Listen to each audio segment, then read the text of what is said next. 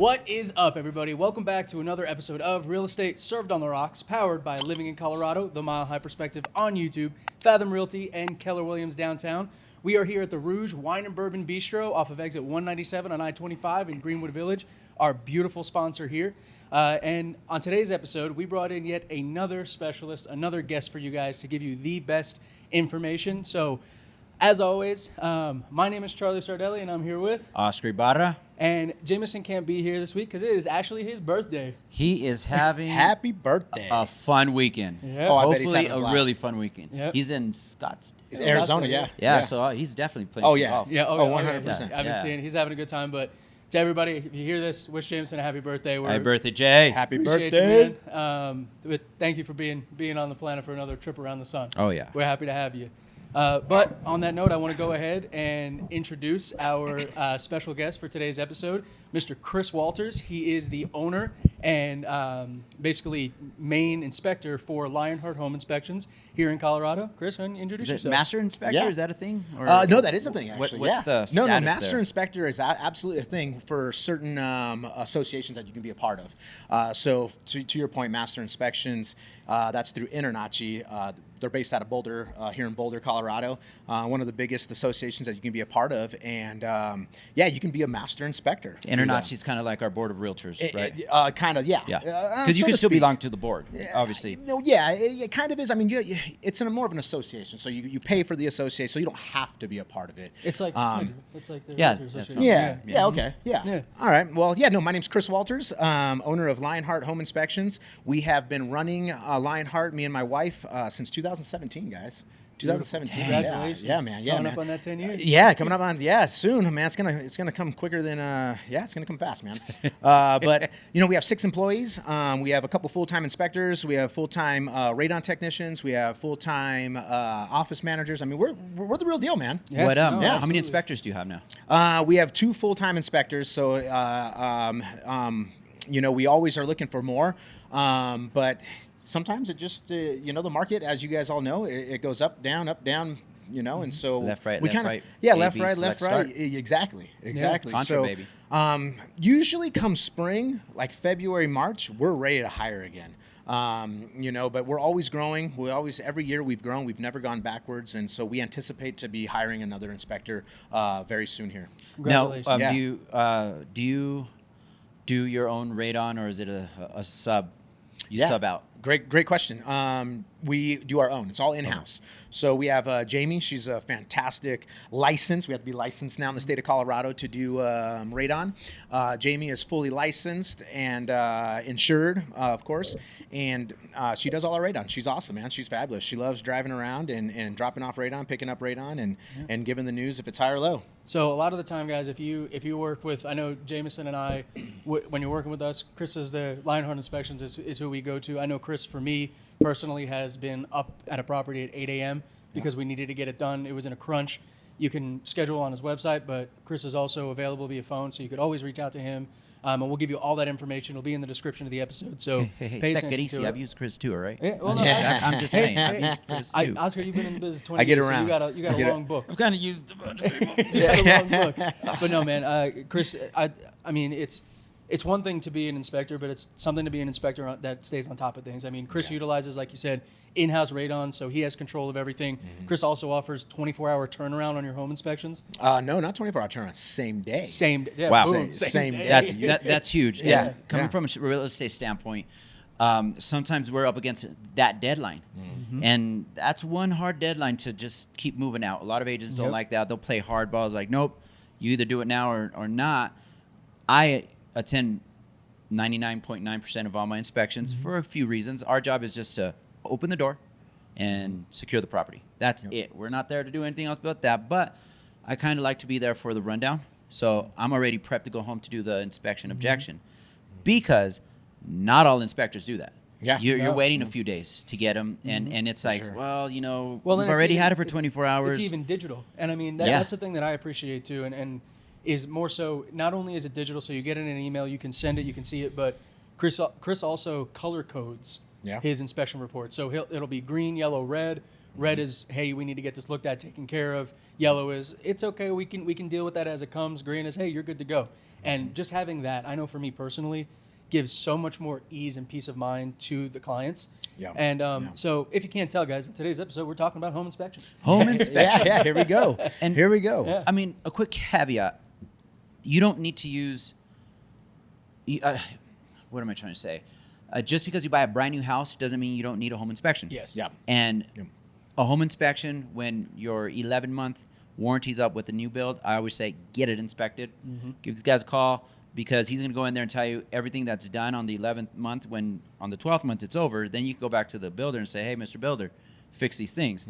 Chris goes and That's tells a you great everything point. wrong. That's a I mean, great that's a value that Yeah. inspections Yeah. really do on new builds, but you could have problems with new builds. Oh, 100%. Especially You know, now we- that they're pushing to build them between 6 and 9 months. And you're buying when you're buying a home, it's kind of redundant to say buy as is, because our contracts are kind of structured over you're going to buy a house as is, but the seller extends security is you have the right. It's not you have the right to inspect, regardless of what the contract says. You'll always have that right to inspect. Whether you can terminate and do all that, that's besides the point. Always inspect your home 100% all the time. I love it. I love Yeah. it. Well, as you guys know, this is not just a real estate podcast. We drink bourbon and whiskey on this podcast. What we got over there? Yeah, so on today's episode, we're going to be drinking a really special bottle. And if you guys remember, if you watched a couple episodes ago, we had the Old Forester Pindustry, or the Rouge edition.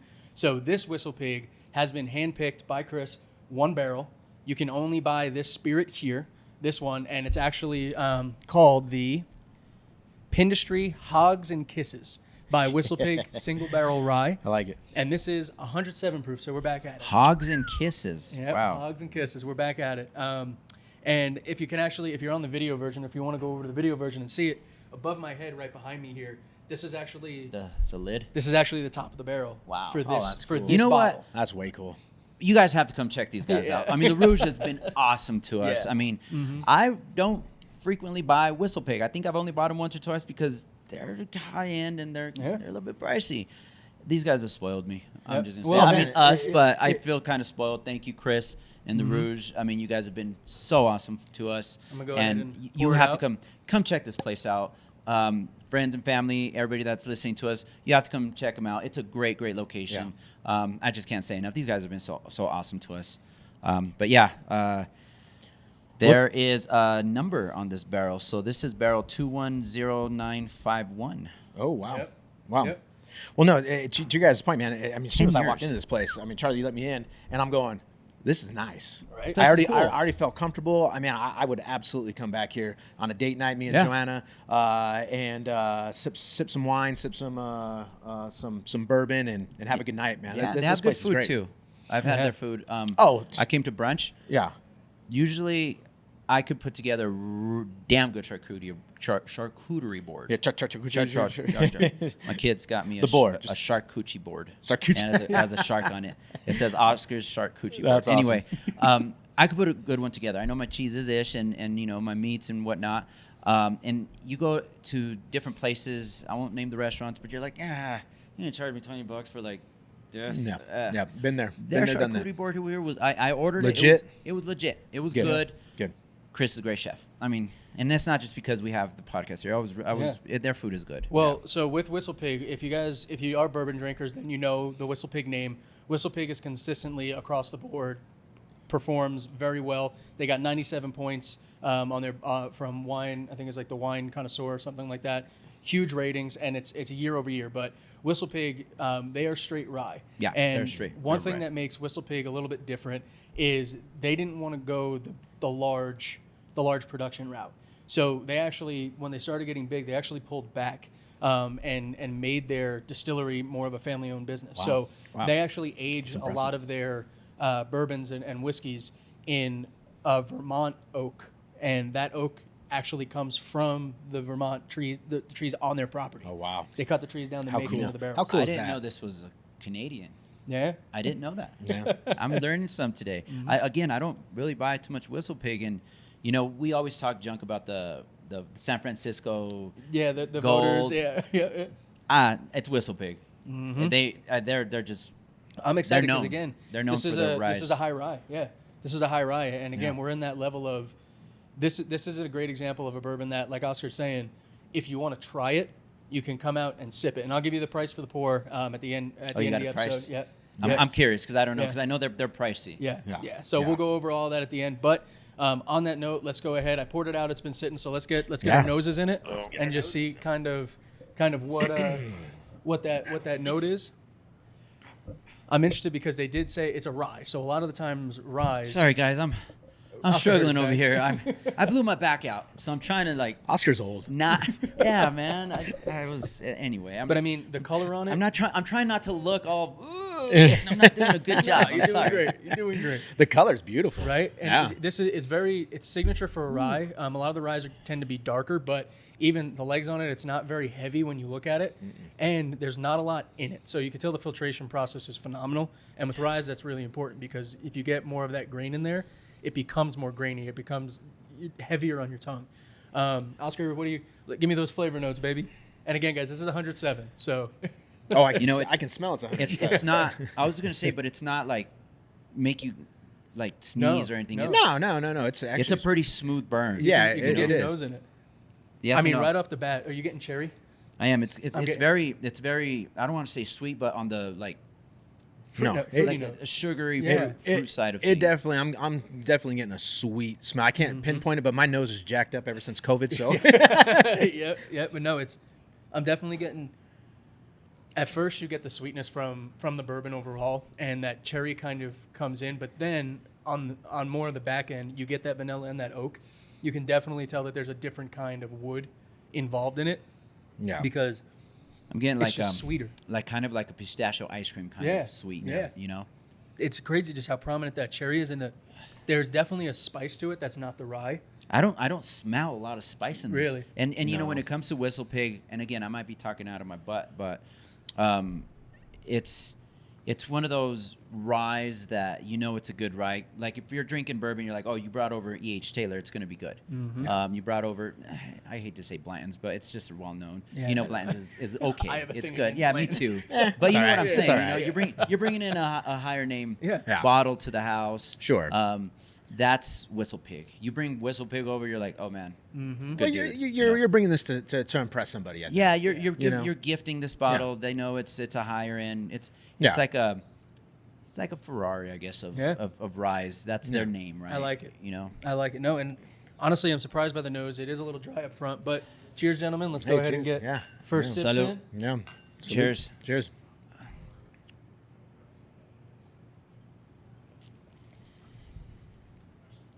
No way, that's 107. That's good. Nah. No way, that's 107. That's No. super smooth. No, That that's is smooth. crazy. So for me, it hit my tongue hard, but then it immediately Dissipated. just dissipated and was smooth. Like it hit, and then it was like, oh wow, that's actually. Yeah. At first, I was a little scared. It hit, and I was Right. like, oh. And it's almost like the ethanol, the alcohol sits at the front of your mouth. That's Yeah. it. Yeah. And it doesn't really fill. It doesn't go back. It sits at the tip of your tongue. Yeah. No, that right was at the good. front of your It palate. coats out to the sides, but it doesn't really. No, it doesn't Yeah. go back. Yeah. Yeah, I And enjoyed then, that. Man, that aftertaste, that caramel vanilla is Oh yeah. strong. Oh yeah. Yeah. On the back of the 100%. tongue. But you 100%. finally get the pepper though. Yeah. The spices, right? Wow, this is like a candy. Man. For a rye? It's and then for I mean it's Wild. it's a good. Hold on, I need to take another sip. Man, you know what? I just let a little tiny bit in and just let it kind of Open? go all over my mouth. Man, that's delicious. Right? Wow. And it Like does a have that. candy. It I hate to does. say It, without JMO. Creamy mouthfeel. mouthfeel. That's It really Yeah. what I was does. gonna say. Yeah. Because if you do what he just said, a Yeah. little bit and let it coat, Yep. it kind of has like a creamy, it does. thick. It really does. It does have a little bit of a sour note to it. Yeah. You definitely get some of that mash in there. Yeah. But definitely rye heavy. And again, what's been amazing to me about all the ryes that we've had is how well the rye plays into the spice with the burn of the alcohol. Like it's not 1, 2, 3. It's right through. It all blends together. Yeah. It's kind of like a green apple or an unripe. No, I think plum. you had I think this is like a caramel apple. It has a sweet, and then you Yeah. just get that sour. Yep. You buy that Daffy It's apple, like a- you yeah. bite it, and then it gets sour. If you do because- like a green Yeah. apple, like a green It caramel Granny apple. Smith or it smells something. even better now that it's in your mouth. Yeah. So it smells even better now. Wow. You know what I mean? Oh man, this is gonna be a fun one. This is gonna be a fun Yeah. one. I'm glad this Yeah. is the one that we're doing. Wow. That's All right. cool.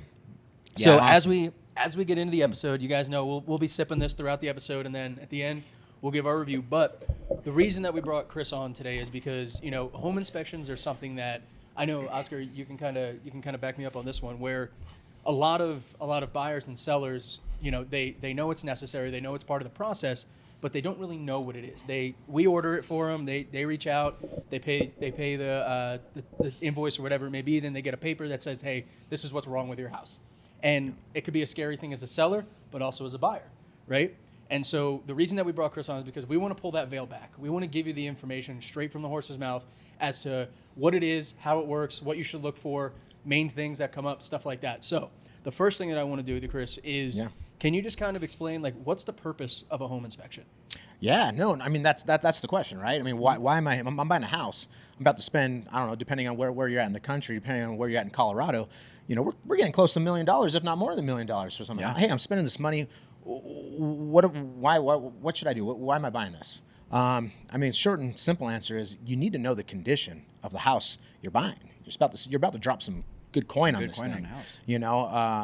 And you want to know what condition this thing is in, even if it's brand spanking new, like you were saying earlier, Oscar. I mean, I say a lot of the builders out there, their product is great. And you can make a great product, but who's putting that product together? They don't put it together themselves. The guys who engineered this house and designed this house, they're not putting it together. They're hiring contractors to put it together. What contractors are putting my house together? Mm-hmm. And I mean, I've had some choice words for some soups. Yeah, you know what I mean? Yeah. And so that's what I'm saying. So that's why Supervisor. That's why you got to get it. That's why you got to get a home inspection. You have to get it inspected. You have to have someone, a professional who knows what they're looking at, who has experience, who can come in these houses and dig around, prod around, and Yeah. I mean, home ownership. There's maintenance. That comes. A house is a big machine. And when I prep my buyers, my sellers, it's like, look, we're gonna find some stuff. Oh, 100%. And you can do a pre-inspection. Mm-hmm. I know you do a lot of those. Yep. I yet to sell a seller on one, but I think they're a good idea. So you know what you're gonna get hit with and try to tackle it beforehand. Yep. Some sellers are like, well, let the buyer spend that coin. Okay, well now we're in negotiations. But the way I prep my buyers is safety, hazard. Mm-hmm. And big ticket items. Yeah, 100%. Now, big ticket items, foundation. You're not a structural engineer, but you have enough knowledge that you can point things out and say, hey, we should probably get a structural engineer down here because this and that's happening. Oscar, I see the direction you're going, and I'm going to slow you down because I want to do a whole focus on this. Okay. I want to do a whole focus on, like, the major things. Okay. That way, because I know exactly those where are you're going. big ticket items is where we're going. Yeah. Yep. That's how I prep my buyers. Mm-hmm. And, it's at the end of the day, you don't want to drop the money on the house and still buy a roof. Yeah, or 100%. spend another $35,000, and that's where you could charge. I don't care. Spend $2,000. I know they don't cost $2,000, but I'd rather you spend the money now than spend big money later. 100%. And that's where you save the buyers. Absolutely. We have to get in there. We have to see the condition of this house, right?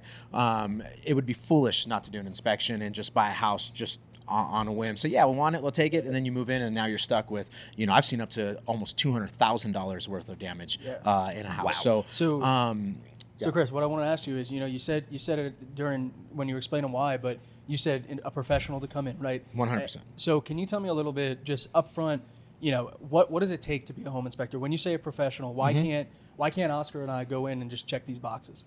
Yeah, no, these are great questions. So you have to know what you're looking at. You have to be a professional. You have to be trained. You have to go through some classes. I can't just go and fill out what's it called? Contract, a buyer's listing contract, because I don't know what I'm looking at, right? I would be lost too. Now, a couple things you might be able to get in there. You guys, we're not dumb. You guys aren't dumb. You know obvious things when you see them. Hey, if I see a drip coming out of this pipe, this thing's leaking. You guys, you're gonna be like, hey, Chris, what the hell? Yeah, you guys can figure that out. So I'll be able to figure out maybe a couple lines out on a contract, but then I have 98% of this contract where I'm going, hey guys, I have no idea. Same thing with the home inspection, a house. You guys can get in there and you guys can point out obvious stuff, but the other stuff you're going, I have no idea. Two things. I've seen a lot of inspections. I've been in the business long enough that I've seen a lot of inspections, and I do have a construction background. My dad was a subcontractor. Yeah, I bet your dad. Architectural design. I did a lot of stuff. I stay in my lane. Yep. 2 reasons. 1, I don't inspect homes all day. 2, I don't want the liability. I want the professional to say, hey, Yep. because I could think something's there, but Chris is going to say, I know for a fact this is here. And one thing that I stay in my lane. The reason I bring it up is because you do have to go through classes. You have to study. Yes. You have to pass a test and become certified Yeah. to do this. So when you get to get back on that track. Yeah, Yeah. absolutely. So yeah, you're right. Not to interrupt, but just to get back to answer that question for you is that, we have to go through classes just like a real estate, a realtor has to. You know, it's 165 hours, something like that, 148 hours. And then you can go and take The a class? test. Yeah. Yeah. Or the apprenticeship, or No, the classes that you have to take to be a certified okay, yeah. home inspector. Yeah, okay. So I think it's 148 hours if I'm not. I got to go back and look at that, but I think real estate's 165 or 168. I don't remember. Yeah, you've been in business so long, you don't remember. I've been doing it. You know, so it's same thing. We have to go and take those same classes. Then we have to go take a test. Depending on what state you're in, you have to go actually get licensed. Unfortunately, here in the state of Colorado, anybody can kind of slap a name tag on and say I'm an inspector. That's where the associations come into play. That's where the INTRNACHI, the International Association of Certified Home Inspectors, come into play, to where we join these associations. We take their classes yearly for continuing education. They provide us a lot of stuff. Updates and stuff. 100%. And it's just constant education that we're taking. And I use this as an example often, but for all my younger millennials, Gen Zs that are listening right now, we think about it as the check mark, the Instagram or TikTok check mark, the blue check mark next to it. That means they're verified, they're certified, they've been vetted, Yes. that this is actually a professional and they know what they're talking Is that about. what that means? Yeah, that's exactly I what didn't that know means. what that Yeah, no, that's absolutely what that means. When you're a part of association, I mean, there's some things that we have to adhere to. We have to take that continuing education class. We have to be in good standing. We have to get background checks. They do background checks. So if I'm using INTRNACHI just because they're here, they're based out of Is there Boulder. more? Is there more Oh, than there's one more. Yeah, association? yeah. There's more than one association. Or But that's, certifications? to me, and a group of us that are in the industry, that's the one you want to be That's the part one of. you want. Oh yeah, 100%. And luckily for us, they're right here, based out of Boulder. Awesome. Under amazing ownership, and it's just a great association to be a part of. And they keep you in line, and you can look us up. I even have a tag when I'm on inspection, like a little card with a QR code. Hey, who are you? You know, oh, here, you can pop me up, and brings up all my information. You can, I believe you can even look at my background check if you That's really awesome. want. Yeah, I think so. Especially, I mean, that makes sense because you're literally letting somebody into we're, your house. We're going into people's Well, houses. and then a lot of the general public don't know that we are fingerprinted by CBI as realtors, Yep. and then we're also background checked. Yeah. I mean, we're There's a invading database. we're invading your personal space. 100%. And Yeah. they know who we are, where to find Yep. us. Unfortunately, there's been some bad apples in all industries. Yeah, that happens. But so we're vetted by So CBI and the commission. You're umbrella through you're licensed through the commission as well, right? Since our licensing now with radon tests, now we are with our radon section. Okay. So we're like with DORA and all that stuff. Yeah, yeah. Beautiful. Yep, 100%. Beautiful. Well, and on top of that, guys, just a little side note for anybody that's listening, and Chris can attest to this. And this is, I want to say this just specifically for like Chris's character here. When Chris says that he's hiring people on to bring on, I know personally of 2 different home inspectors that Chris took from working, a mechanic's job that they didn't really enjoy, and then gave them the opportunity to go through these classes and become a home inspector and basically start running their own business. So if you're sick and tired of it, Chris, what's the upfront cost for a class? Do you remember? Oh yeah, I mean, to get through the classes through INTRNACHI, it's either $49.99 a month, or you can just pay an upfront fee. I think it's like $500 for the year. Right. And that gets you into being able to take every single class they offer, and it is a lot of information. And you don't technically need a contractor's background, a construction worker background. You don't need that. Mm-hmm. It's preferred. But in some cases not, right? They're going to teach you everything, right? Yeah, we're going to teach you everything. It does help to have that background for sure.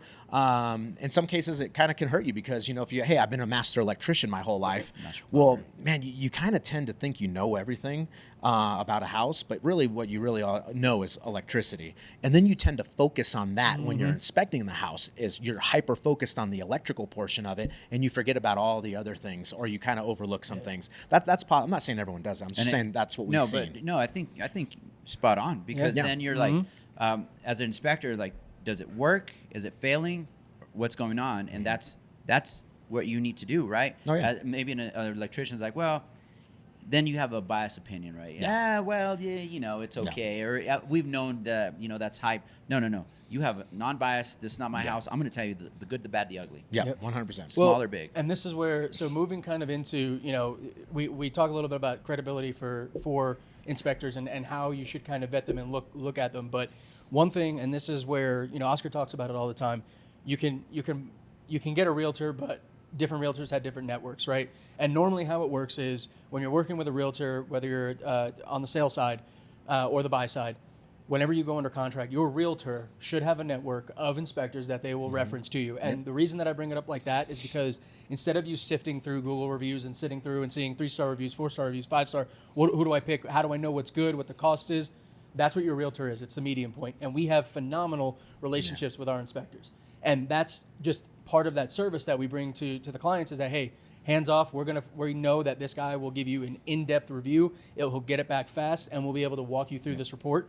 So that's just kind of a little realtor plug there as far as if you have a realtor and they're basically saying like, hey, you figure this out. You or with the new rules, if your buyer's agent is saying, hey, you know, you're not paying me for this time to find your inspector, go find it. That should be a red flag for you guys. They're not in it for you. They're in it for the paycheck. So I just wanted to preface that. But what I want to do now is kind of move in. And what I want to do is kind of focus on a seller side and focus on a buyer side. So a lot of the time, you know, we don't think, as Oscar said earlier, we don't think of sellers as, you know, the ones who do inspections because most of the time the buyer's agent and the buyer are the ones that are ordering it. But so if somebody's getting ready to sell their house, Chris, what are some things that you recommend that they take a look at, that they do before they list their house? Yeah, man. There's quite a few things that you can do as a seller. Number one thing, clean your damn house. Like, I love it. You know what? You know, I say that, and I'm glad you brought it up. Okay.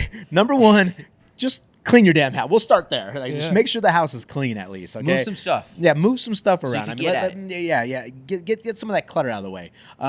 Make a good impression. I mean, that curbside appeal that we talk about on the outside, same thing on the inside. Hey, man, this house has curbside appeal. You know, as soon as you open that door, though, you're like, whoa. And that's an immediate turnoff because a lot of buyers that are going to come through your house that you're selling, they don't see past that. They don't see the potential of like all that junk out, especially first-time home buyers, right? It's the first time owning a house. They don't know. They come in this house, it's a mess, and they go, "Oh no, like this house is garbage." If you're at an inspection and it's already listed, either you're doing the buy side or the sell side, and it's still that, you need a better realtor. Yeah, I mean, hey, I'm just gonna throw that. Ding, out ding, there. ding, ding. Yep. I know a couple of them. Same. No, absolutely, Actually, absolutely you right. know some of the freaking top of the top. I'm not talking about me. No, He does home we inspections for are talking about some you. agents that I know that are they're top notch. No. We have some of the biggest realtors in all of Colorado who refer us out. They are absolutely, and Oscar, you can be on that list, man. You are on that list, bro. Well, You're a damn good realtor. I appreciate it. Yeah, but I know that's some of those names are big. That's guys. number one. But that's number one, man. Clean the house, right? Make sure the house is clean. And to Oscar's point is your realtor should be telling you these things. Your realtor should be guiding you through this. If they're not, you hired the wrong realtor. Well, let me ask you this: how often do you go into a house to a new inspection that's not clean, and then you have to spend extra time and extra effort moving things around to actually get access to the things you need to inspect? Sometimes we can't even get access to the things we need to inspect. There you go. So now I go into a house, and the number one thing is sewer scopes. So my sewer scope technician, Joel, who's a phenomenal technician, he's done, who knows, over 12,000 scopes now at this point, probably. I don't know, not with me, just in general. And he used to repair lines. I mean, the guy's been doing sewer lines for many years. He was quick when he did the last one. Yeah, man, and he knows what he's doing. And so there's many times where we can't even get to access. You know. Now explain what's a sewer scope.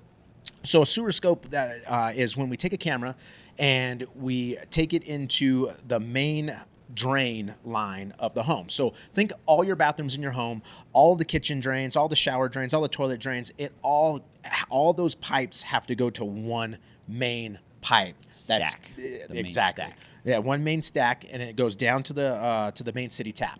And so basically all we're doing is we're getting to that main stack, and we are dropping a camera into it, a high quality, one of the best cameras you can get on the market is what Joel uses. 1080p? 1080p, 4K. flashlight, 4K camera, a light on it, self-leveling so it doesn't get upside down. Hey, ever see those videos where you're like, what am I looking at? Turn And it then with they have the pipe. Turn it with the pipe. Yep. Yeah, so this is all self-leveling, man. And he'll know what you ate that night. yeah, exactly. Yeah, and then we take it down. We stick it down that pipe, and we go all the way to the city tap. What we're looking for is cracks in the line, bellies in the line, meaning the line's going down, but then it has a hump in it, to where water gets trapped in that belly, and then sometimes debris gets trapped in, and all the nasty, yucky stuff, and then it can possibly back Because up this into is your house. non-pressure. It's non-pressure. It's all gravity. That's all it is. You know the pitch? What's the pitch has to be? You know? I don't know the pitch actually. That's Joel's job. Okay. Yeah. So yeah, it's just Yeah. it's pitched and it's all gravity. It has to be. That's is. why it gets backed up, right? Because I think it's a all quarter- gravity and it just It's a quarter inch every 12 something inches. like that. So, and just to kind of keep it moving forward. So, Chris, you can, as a homeowner, as a seller, you can order cleanings on those pipes, right? Oh, 100% you can. Yeah, you can clean them out. Most of them don't need to be cleaned out, man. Most of the lines are in good condition. Odds are that your line's going to be in great condition. But we scope lines every single week, and every single week we have more than a handful of lines that either A, need to be cleaned, B, need to be repaired, or C, need to be fully replaced. Now, what are some of the materials for the sewer lines? oh man, we can go Because back. the older the house, yep, it's different we, material, right? We can go back as old as Orangeburg, which was basically a tar paper. And you can find that in Denver, Denver proper a lot. All those old 1900 Pennsylvania homes. Ave. Yep. You can Wow. find that. They're still out there, man. I They're didn't know still that. I've in never use. seen that. They're still in use, man. Orangeburg. Really? Yeah. crazy. That's yeah. a new one for me. I didn't even know. Yeah. So that's tar paper. That's all it was. And literally flimsy like this. You can just poke and. And so they're still out there. We find it not all everywhere, but every now and then, probably once or twice a year, we'll drop a camera down, be like, guess what we got? We got freaking Orangeburg. This whole thing And you needs can't to go. clean that, right? The whole thing needs to go. The whole thing needs to go. But- that could be up to a $40,000 job. But that's a great point, right? As to, again, if you didn't do this, you wouldn't know, right? No. So we got clean your house, because you can actually get access to everything. We got clean your sewers. Mm-hmm. So can you give me two other major things that sellers should pay attention to before they list? Yeah. So, I mean, we want to look at roofs. I know roofs are, Touchy. yeah, but they're expensive. Expensive. Good news is this is like the hard and easy part of it. Hard part is, hey, this roof's hail damaged.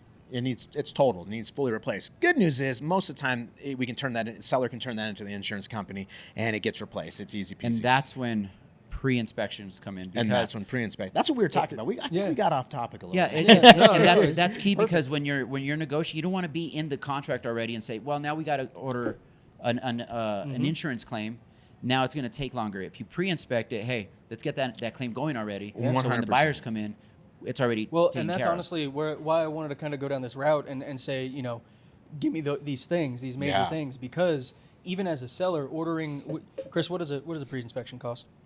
Depends on the size of the home, but on average, you're going to pay probably anywhere from $300 to $500, depending on the size of your house. Okay, but now imagine that $300 to $500. That's legitimately 10% of what a roof replacement could be, a sewer line could be. And if you know this as a seller, you know these things going into your listing. Like Oscar was saying, you can then prep that into your negotiation. Yeah. You can understand or set up, hey, I have my insurance going on this, so actually we're not going to give a concession to you on the roof because we're already getting this processed and ready for you. We have so many different things that we can do, and it just that's where kind of I was leading is. Yeah. So I guess, Chris, Well, now I can kind of just ask, like, on a pre-inspection, Yeah. the major things that you look for. You already said the roof. Yeah, but I just said the roof. Yeah, I can just rifle off. So Yeah. clean house, right? Clean house. You need us to get in there, look at the roof. You need us to get in there, look at the HVAC, furnace, AC, water heater. You need us to get in there and look at all your windows. That's a big one. Believe it or not, windows. No, people don't think about it. Yeah. People don't think about it. Windows are freaking expensive. They're You know, expensive. They're a weird negotiation item too, well, from yeah. a real estate standpoint. Yeah, You know, 100%. It doesn't open. Don't Yeah. open it. Yeah. But it's not. It's an item. Yeah, no, it is an item. It absolutely is an item. To prep the house, though, I would say clean the house, get your HVAC serviced by a Panel, professional. I would say scope the sewer line. You don't want a surprise of a full line replacement. Let's know about it now. Let's get this in the books. I have a listing that has a broken sewer line. It's a townhome, and I'm going back and forth because they're saying it's the homeowner. I say it's the townhome. They Yeah. can't do it. And it's outside right. It's a newer home. It's 2000 built, so it's Yeah. newer, 20 years, whatever, but it's right at the clean out. Okay. Like it just compressed down. Yeah. So now we're dealing with that. Now you're And dealing with that. We've lost a buyer because of it.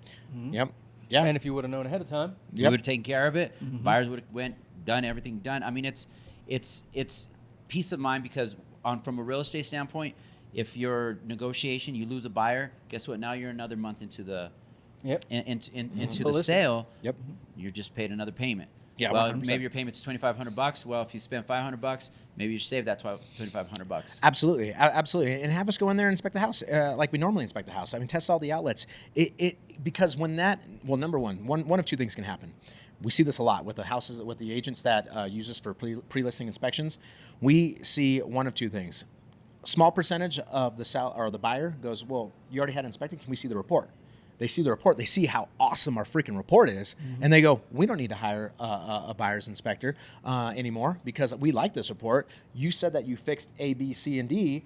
These other things are low items. We're not really worried about those. We're good. We'll just buy the Yeah, house. now We'll you just give yeah. invoices for No, that. yeah, exactly. Or B, they say, hey, you know what? We like this report. It is an awesome report because it is. But, we're still going to hire our own inspector, which is, hey, that's fine too. But now the inspector goes in there and they don't find hardly freaking anything. And that's in what fact, we want from a real estate yeah, standpoint. exactly. And not only that, the buyers now have that peace of mind. They go, we're buying a good house. The seller has that peace of mind because we've already fixed these things. We've already tightened up the 5 outlets that were loose. We've already fixed the fan that wasn't quite working. We've already had our roofer and insurance claim come in and redo our roof. We're not worried about a damn thing. And then that house, it makes for peace of mind. It's peace of mind. Right? It makes for an easier transaction. Yeah. It's easier on the realtors. It's easier on the inspectors. It's easier on the buyers, sellers, everybody. Yeah. So just as a kind of a roundup, a wrap up to it, if you are a seller and you're looking to sell your home, some things that you can do in order to make it a little bit better, the transaction goes smoother, is you can order a sewer scope with their inspect your sewer line.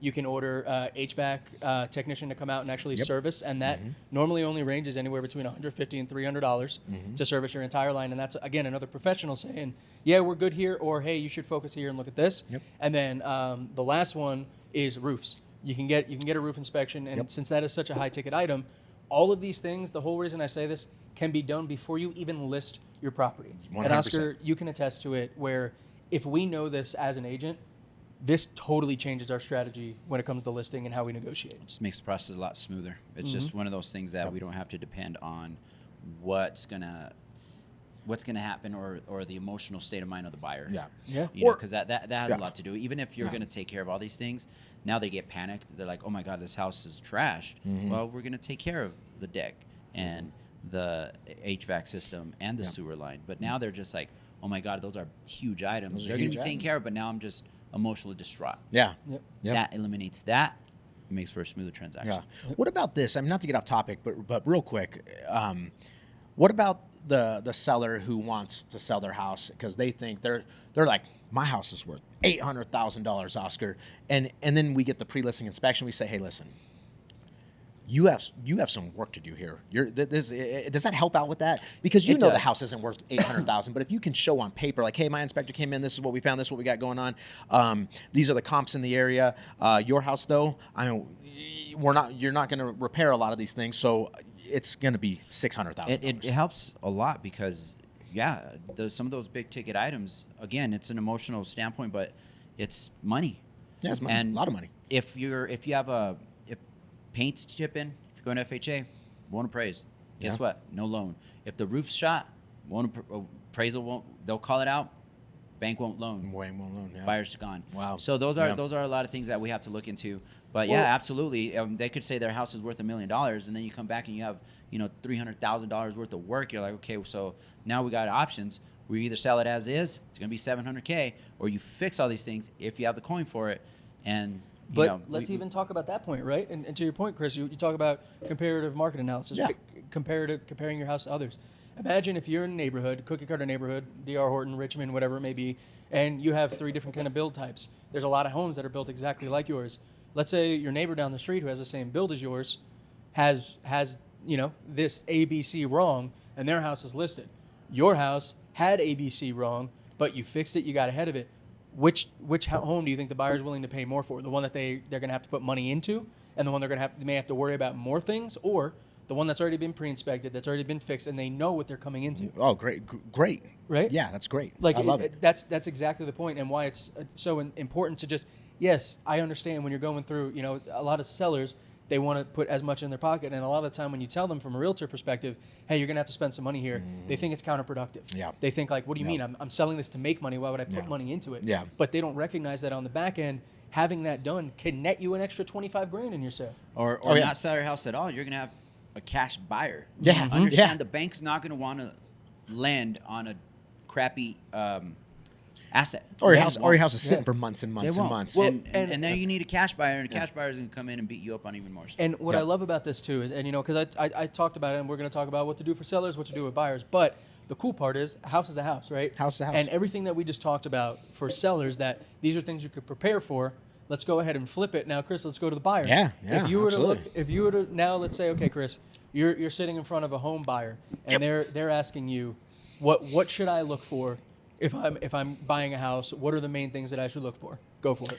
Yeah, same thing. Yep. I mean, we're looking at. I mean, in all honesty, same thing. I mean, we gotta make sure these big ticket items are inspected. Sewer line, that can, again, a full line replacement, which we have many of them throughout the year as we inspect. We're inspecting over 1,000 homes every year, and so, out of those 1,000 homes, full line replacements are a big percentage of them. Believe it or not. The closer to the tap, Yeah. and deep, it gets more expensive. I've seen them up to $75,000. And where they're at, is it in the street? Is it a They have city to street? stop the traffic. 100%. They got to get permits for that. They got to replace the asphalt, the concrete. They have to hire a cop to direct traffic. Yep. I mean, there's a lot more than. Oh, it's a people lot think, more, man. I think last year our biggest sewer line replacement that we heard that needed full line replacement was $48,000. Well, check this out. That's Quick story. wild. I won't get off topic too much. I had an inspection done. I had a property under contract over in Old Littleton. Yeah. Center of town, right? Old I love that. I Littleton. love that part, It's man. it's it's Jackass awesome. Hill area. Yeah, Yep. yeah, yeah. It was an older home, and this was like 15 years ago. The guy inspecting it throws the sewer scope down. He's going, and calls me up. Come check this out. I'm like, what's going on? He goes, dude, the camera's going back into the yard. I said, what? Yeah. He goes, yeah. I said, is Back into the tap easement? in the back? He goes, no, the tap should be in front. Oh, wow. I said, the street's up this way. So he's just boggled by it, and then it's not even that far, because we were down in the basement, almost towards the backyard, and it was about 40 feet out, and we were just like, what the hell? And then he drops it, brings it back up, drops it. He goes, this is a septic tank. Whoa. It's not tied to public sewer. No way. I was like, are you sure? He goes, I'm positive. That's Wow. Brought it back in, called the agent, and said, hey, You got a septic this tank. is a septic tank. I need It never needed to be pumped. The homeowners I never. need a cert, and I need to know when it was Yeah. last service. 100%. Where's the leach field? Yeah, I'm where's the asking leach- all yeah. these questions. The agent says, let me get answers for you, because this is a new one for me. I thought it was public sewer. Calls me back. My clients didn't know it was a septic tank. How long were they living there? 4 years. Oh, okay, 4. Well, I mean, But gosh, they never knew. needed- They never knew. That's I said, wild. okay, so now I got to talk to my client, because Yeah, that changes do everything. you different want services, do you yeah. want do you That want to live in the changes a lot. city and have to deal with the septic Yep. tank, or we come back and say, hey, tie this Yeah. onto public sewer. Wow. You know, so that was a big one. And without an inspection, could you imagine if my client would have bought it without a sewer scope, and then they didn't know that it was a septic tank? Oh man. Well, and It- this it is could something get gross. Oscar, Oscar. Okay, so first, before we go on, before we move on into like the major things, the one thing that I do want to kind of input here, and you said it, Oscar. One thing that we've seen, and that a lot of these states see with lower prices, investors coming in, people selling in California, moving in, like taking big money, they want to get into the home. And so I know what we saw, especially back in 2022, a lot of was they're waiving the inspection just because they didn't Yep. want the Yeah. competition, and they're going to Yep. buy. Yep. All three of us will look directly at the camera right now and tell you, never waive an inspection. yeah, don't do Now, that. if you don't do that. if you want to waive the inspection, inspect the house, waive the resolution Yes. and the objection. Yes. Waive the Yeah, at least inspection, know the objection. condition. At least know the don't condition. Just don't inspect it. yeah, Well, no, but you bring up a 100%. good point. Horrible. Oscar, that you bring up a perfect point, and that's why we have you here, right? Is a lot of buyers will think, oh, I do an inspection, but then the inspection is then I'm beholden to that, and we have to do it. No, as an agent, we have ways in our contracts to then say, hey, look, we're going to do a due diligence inspection. Our buyers want to go in and see and get an inspection done, but they're not going to act on that inspection. Is basically what it's saying. They're going to find out what's wrong with the house, but the buyers are then going to deal with that on their own. And we can write that into the contract. We can sit down with the buyers and talk to them about it. And if you feel more comfortable saying, hey, look, we don't want to deal with it. We want to get the home. But you are making that decision. If you do not You know order where you're an gonna walk into. inspection, if Yeah, you we do wanna not know order where an we're buying. inspection, you have no legal recourse. You have no nothing. No. You know what's funny is that I would go in and waive inspection, and then when the agent would call or would answer or call me back and said, "Hey, why are you scheduling an inspection?" I said, "I waived the objection and the resolution, not Yes. the termination. I did not waive the ability or the right to inspect." Yeah. So you 100%. could waive that Yeah. you're going to object or do a resolution. You're just going to buy it as is, but always inspect the home. Yeah, Because always now, inspect the home. Now you're either going to be okay with it or you're going to pull or not pull and be like, all right, well, I'm going to take care of the roof. And I'm sorry. We've but had on a- two of on- them this year. We've had two of them this year where that was the case. Where, hey, we waive the right to object to anything as far as like we're not going to ask. It's as is home. But we went in there. We found so many things that it just stacked up and stacked up and stacked up. The buyer said, hey, we're out. You know, now if we went in there and we found a few things here and there, they had some coin on sitting there on the side that, hey, we're not worried about $30,000 worth of repairs. We got that. We love this house. We're getting the house at a good price. Yeah, getting the house at a good price. But then that 30,000, we kept finding 40 to 50, 60, 70, 80, and they're like, oh, this is just too much. We don't want to deal with all that. So we're just out. Yeah. You know. So well, and so Chris, we kind of obviously we talked about it on the seller side, and it goes both ways. But let's go ahead and just kind of quick fire. So we said, if you're a buyer, here are the major things that you should be looking for on your home inspection report. Go for it. Foundation. Number one, foundation. Foundation issues are very expensive. Sewer scopes, sewer lines, very expensive. Roofs can be very expensive, but usually are an insurance claim, but well worth turning that into that insurance, or else you're about to take on a big price tag if that roof's destroyed. And then all the other stuff is just minor stuff. I mean, HVAC, HVAC, yes, throw that in there because you know what? Lately. It's gone up a lot. Yeah, I mean, we're talking, a furnace and AC right now. I've seen a bill for $12,000 for the two. Electricians aren't cheap either. Yeah, electricians aren't cheep either. But yeah, I mean, I would say Plumbing. that. Plumbing. What about plumbing? Yep. 1981, 1978, polybutylene piping. Yeah, polybutylene. Yeah. Crazy stuff, right? Yeah, I mean, yes and no, right? I mean, polybutylene, absolutely. We don't make it anymore for a reason, right? We don't install it anymore for a reason. So yeah, to your point, it can be a very big deal depending on how big the house is. If it's a small, little 2-bedroom, 900 square foot home in Denver somewhere, look, crawl space. There's literally a bathroom, a kitchen. Not so much a big deal, right? We have a few pipes that we got to replace. 2,500 square foot home. But now we're talking, basement fully finished. Yeah. You're ripping out some drywall. Yes. Now we're talking into a And big deal. Again, I'm not an inspector, nor do I play one on TV. Polybutylene piping. It was kind of like what? It was a pre-PEX. It was pre-PEX. PEX is it's plastic line. Polybutylene wishes it was PEX. Polybutylene wishes So it was PEX. it's plastic piping. Yep. Pretty much that's fitted and then pressure, Correct. and that's it. And Yep. over time, it's pressure lines. It's not like the sewer. Yeah. There's turning on, turning off, turning on, turning Yeah. off, and it just starts loosening up. Yep. And then you have leaks. And then you have leaks. And that's why they have those hammer backflows on Yep. on your washer and dryer because Yes. it turns Oscar, on, turns off. I can't wait to make a GIF of you doing this. Doing this. God Yeah, damn it. but you're right, man. That polybutylene piping, and then even before that, I mean, you can get into what's it called? Galvanized steel. Well- Where it corrodes from the inside out. So when you look at it on the No outside, pressure. Why? you know. Well, But- and it's funny because you say that, and we talk about low priority, middle priority, high priority items. I Yeah. remember, I don't know if you remember, but you did a townhome inspection for me, and we opened up the electric panel, and you said, "Ooh, this isn't bad, but it's not good." And I don't ever say "ooh" on inspection, by the way. Yes. Yeah. But you basically took the time to explain to me the difference between aluminum and copper wire. Yes, yeah, right? 100%, yeah. So it's something like that is low priority, but could be high priority Yeah. based on. Well, I would say aluminum power. wiring's a higher priority. Yeah, I would say that. Okay, Yeah. the gift again. Aluminum science, right? Yeah, science. Copper and aluminum, they expand and contract, right? Correct. Aluminum more so. More so. And Yeah. again, it's fitted in, Yeah. and it starts doing the same. Yep. And then that, when it comes loose, sparks, fire. Yeah. Exactly. Fire. Fun fact though, aluminum actually is a better conductor than copper. Yes. It carries electricity better. And there's However, but then you have the and expansion. and there's you know, ways so. to correct it so it's safe, right? Yeah, there is. Yeah, What's yeah. one way? One way is Pigtailing? No. It's the purple. Gosh, man, I'm drawing a blank. I know what you're talking about. It's a connector. No, yeah, it's a connector where it Yeah. splices. Oh my gosh. But there's a something you put on it too, right? Yeah, it's a purple. It's a purple Yeah. box.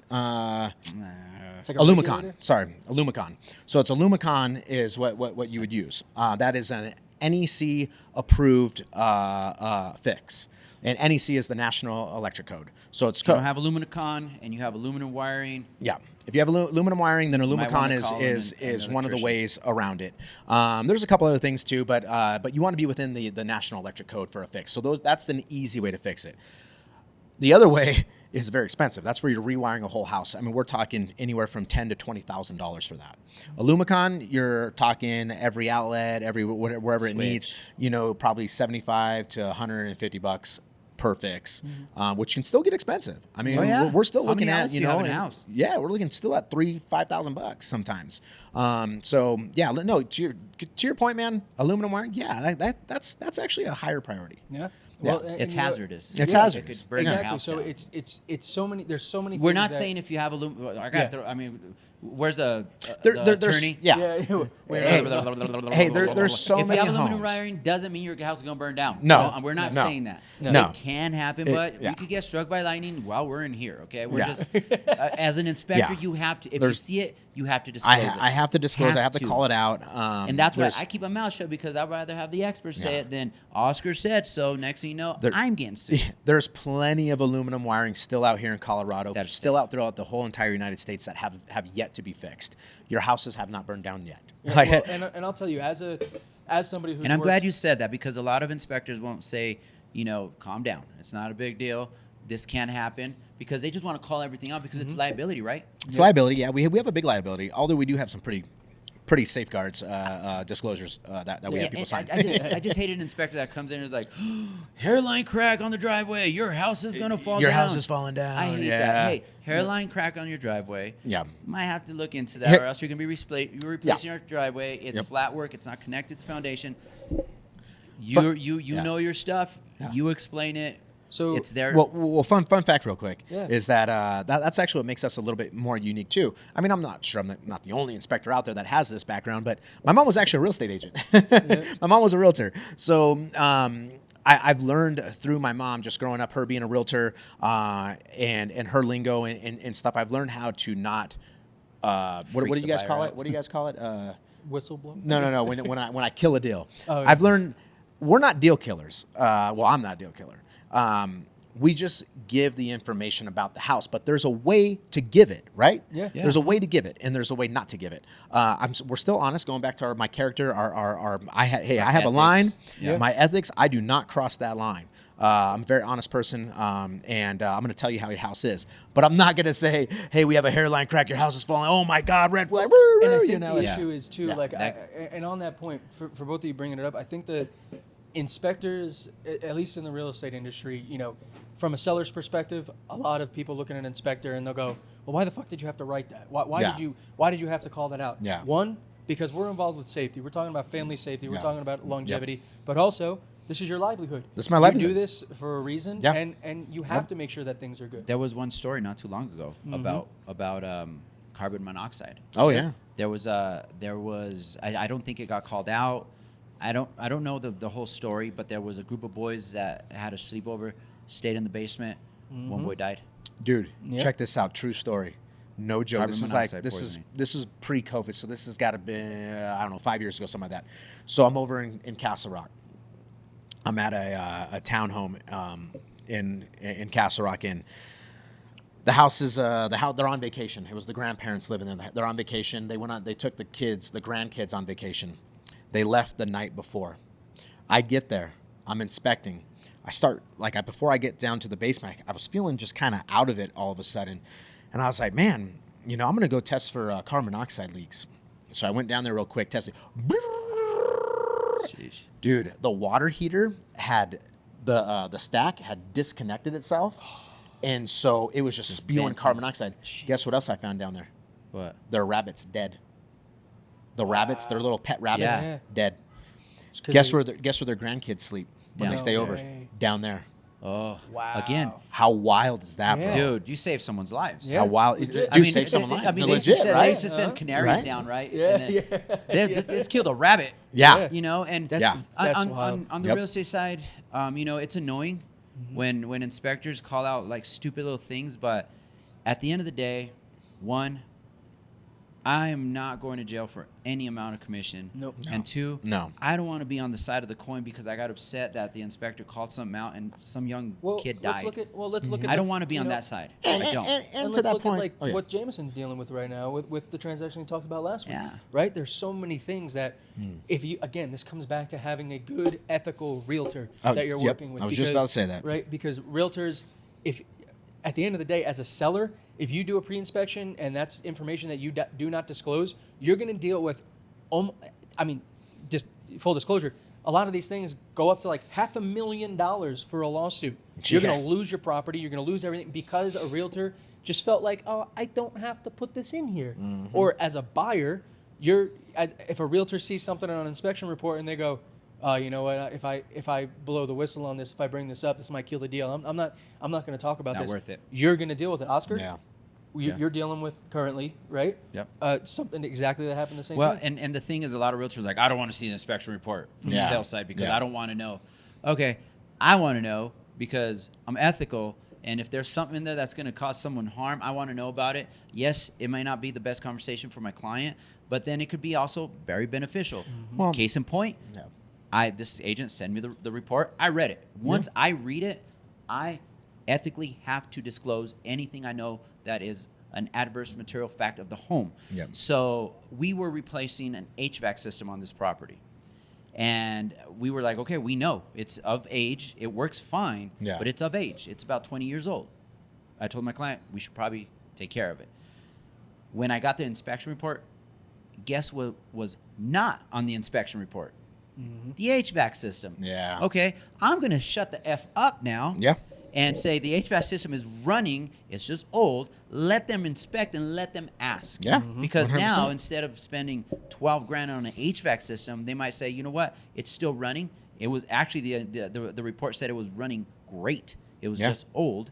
Yep. So now they're like, it might last another 10 years. How about you just give us Well- $5 grand? I just Yeah. saved my client $7,000. And this, go ahead. Yeah, I was just gonna say, this is not my world.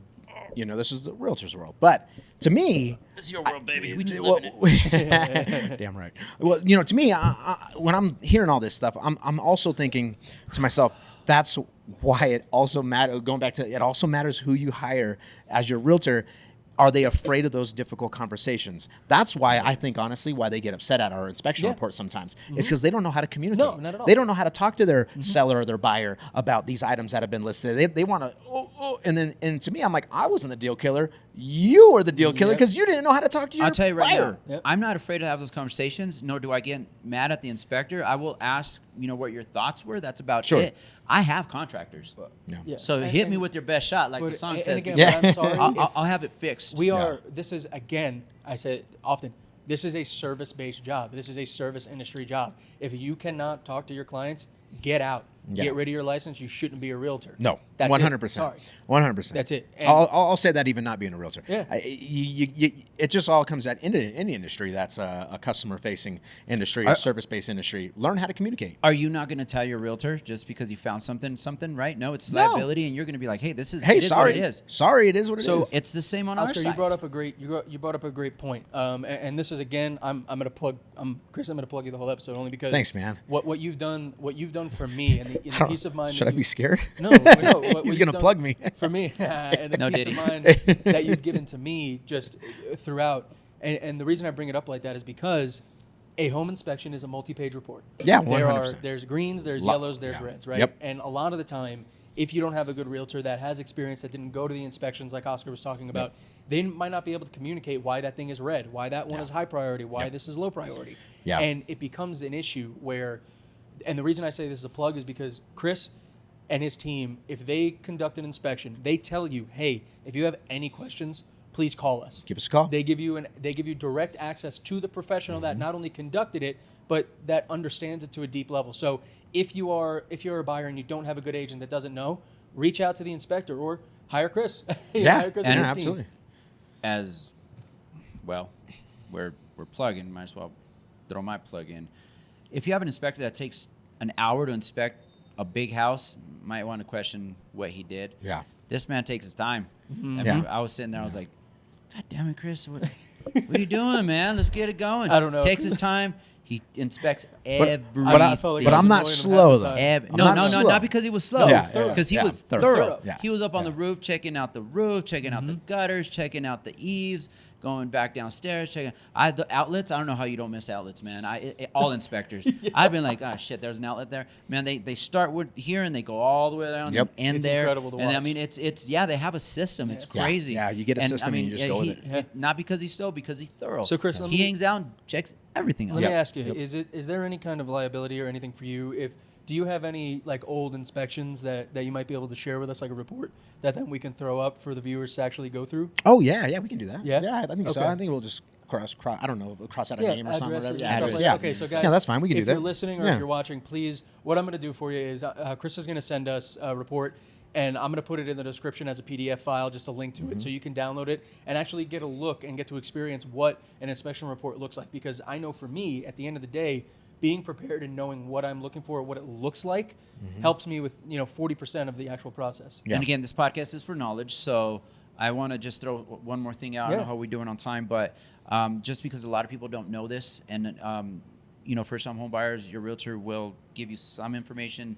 They're not privy to a lot, but a big one is radon. Yeah, right? radon. And I don't know how much information you have because you do have a radon specialist on staff. Yeah. But newly, it's always been, right? We've Oh, had yeah. radon forever, but Oh, it's yeah. been spotlighted the last 15 years. Yeah. Well, or so. I would say so. Denver itself just passed a mandatory radon inspection for Right. every Rentals now. rental Rentals, unit. yep. If you're Yep. that's apartment complexes. Like Alicia has to do that. Their whole apartment complex has to get radon tested, and they have to be able to provide it or a disclosure. Yeah. Now, Yes. so early on, and I want you to explain what is radon, how they measure it, and what does that mean. And then I just want to, when it first started, we were under the impression as realtors, which we shouldn't assume anything when it comes to home inspections, but we were under the impression that only basements needed to be radon tested. Like if your house had a finished basement, that's when you need a radon test because you're going to be living in it, and that's where it accumulates. Now they do radon tests even if it doesn't have a basement. Correct. Because a lot of the houses are so energy efficient. Sometimes they breathe and they don't, or they're not energy efficient. They don't breathe and then just accumulates, right? Yeah, So correct. that was kind of, I just stepped away and said, test for radon no matter what. Yep. It's your choice. That's a good good advice. And everybody has their own opinions. I just try to take my opinion out of it. Let us know what's radon. Yeah. Radon is it's a radioactive gas. I mean, it is a real thing. I know a lot of people want to say it's not, but it is. It's a real thing. I'm sure a lot of people back when asbestos was never a thing until it was, right? Same thing here. We're finding out that radioactive gas does in fact cause cancer over a long period of time, usually, and in high levels.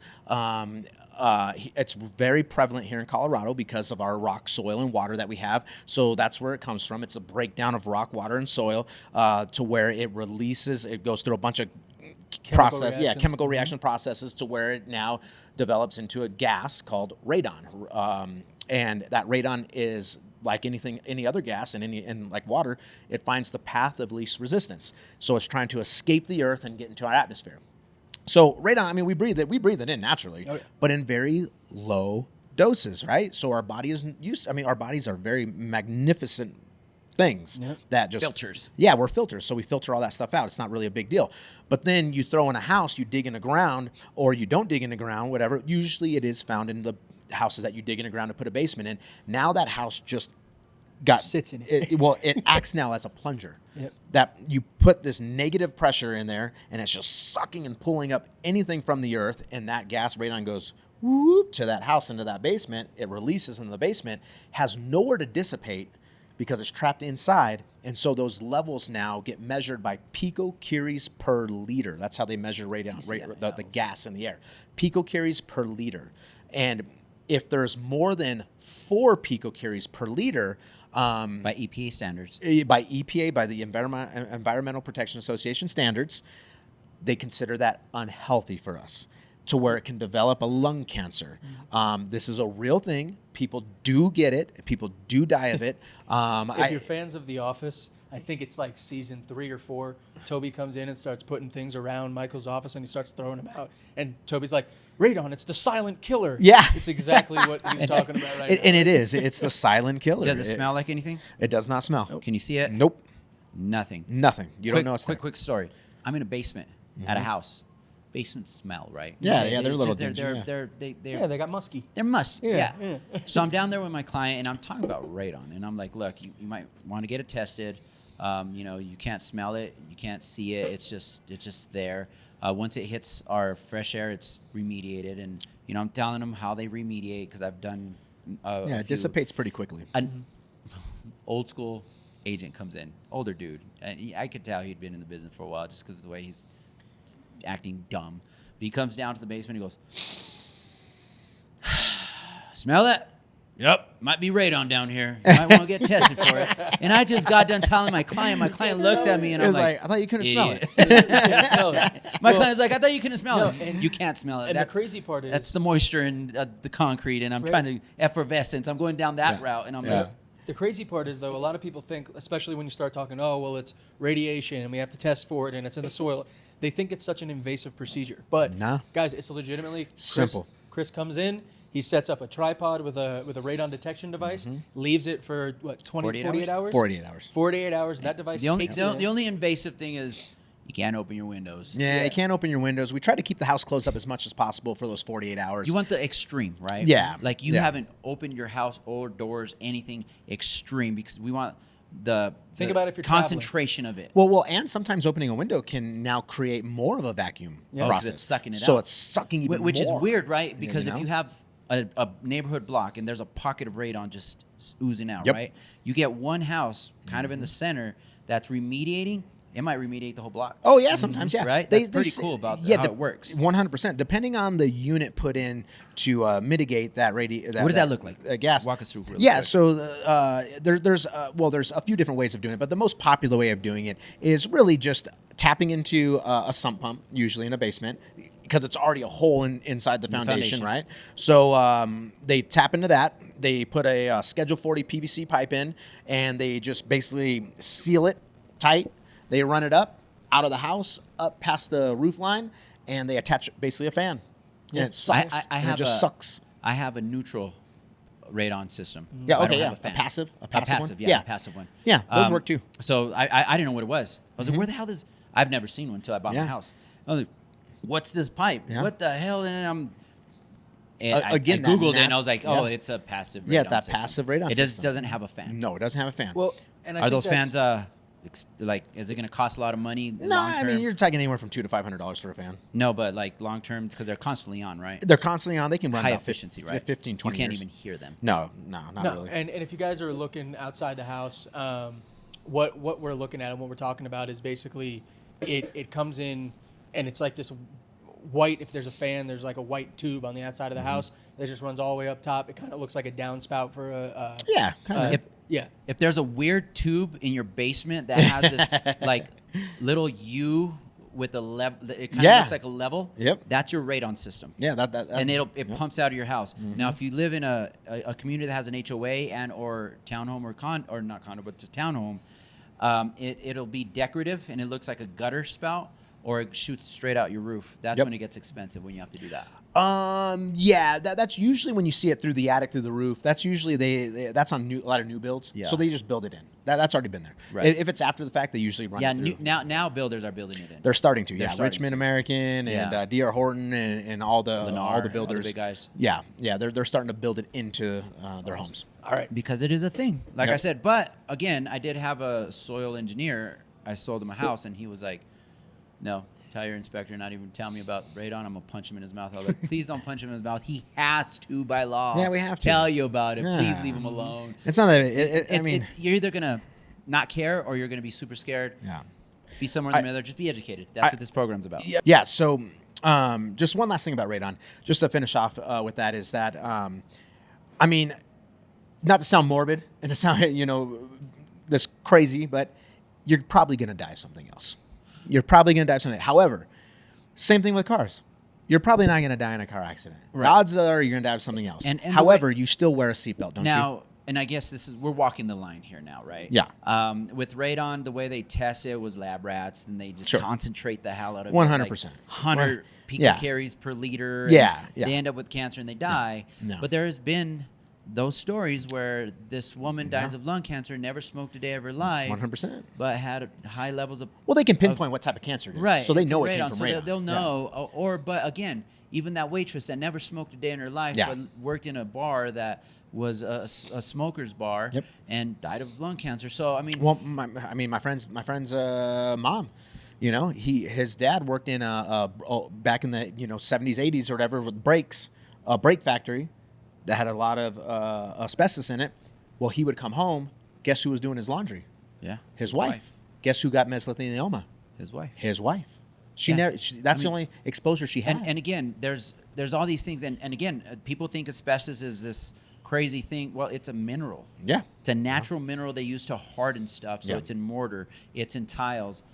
A lot of the stuff that you use in construction, especially back in the day, and again, it's not like you're going to touch it and die. No, it's a No. mineral, right? Yeah, it's a mineral. And there's a lot of stuff out there that can kill you. Not to make you scared for real estate, because being rentals, more likely in rentals, black mold. Yeah. That stuff gets in your lungs, and then all of a sudden you have all these allergies, and then you can't get it out because it keeps sporing, and then you're next And thing you know, again, you're dead. and it's funny because It gets morbid, and we're in Halloween, so Yeah. watch out. Your house can kill you. we can get Ooh, but the that's House another of thing. Asbestos Horrors. can be an entire other episode talking about Asbestos, right? black mold, all this All of stuff. it, Yeah. all these things. I mean, so these guys, they're going to tell you stuff. exactly, and I think this is a great time Moisture. to move into the. Ooh, can I just touch on moisture? Yeah, go for it. Moisture. Yeah. Moisture is across the board bad. Bad. It moves foundations. Yes. It creates black mold. Yes. It deteriorates all kinds of material. Oh yeah, water's the killer of a house. I mean, water made the Grand Canyon. Let's just put it like Yeah, that. there you water go. is a- There you go. Water's Right a there. powerful thing. Yes. Do you check for moisture? Yes, absolutely. Yeah. If you see there's a we have stain, thermal imaging. check We it. have Oh, moisture everything. meters. We have Oh, all you that got stuff. thermal imaging. Yeah, we have These thermal guys imaging. fancy. That's awesome. Well, You have no, drones?